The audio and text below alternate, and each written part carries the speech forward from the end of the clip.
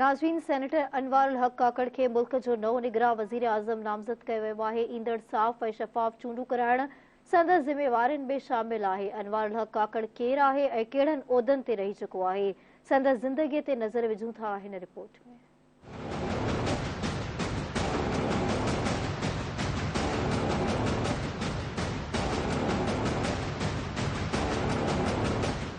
बलोचिस्तान के इलाके मुस्लिम बाग में 1971 में अख खोलींदड़ अनवारुल हक मुल्क जो 8हों निगरान वज़ीर आज़म आहे। हिन वक्त संदसि रहाइश कोटिया में आहे। अनवारुल हक काकड़ शुरुआती तालीम फ्रांसिस हाई स्कूल कोटिया में हासिल कई, जंहिं बाद हिन कैडेट कॉलेज कोहाट में दाख़िला वरिती, पर वालिद जे लाॾाणे बाद वापस कोटिया आयो। बाद में अनवारुल हक काकड़ आला तालीम लाइ लंडन वियो, जिते यूनिवर्सिटी ऑफ बलोचिस्तान मां पॉलिटिकल साइंस ऐं सोशियोलॉजी में मास्टर कई। अनवारुल हक आला तालीम हासिल करण बाद वापस वरी उते पंहिंजे अबाणे इलाइक़े जे स्कूल में पढ़ाइण लॻो। हिन 2008 में काफ़िली जी टिकट ते कोटिया मां क़ौमी असेंबली जी चूंड विढ़ियो, पर खेसि कामयाबी न मिली सघी।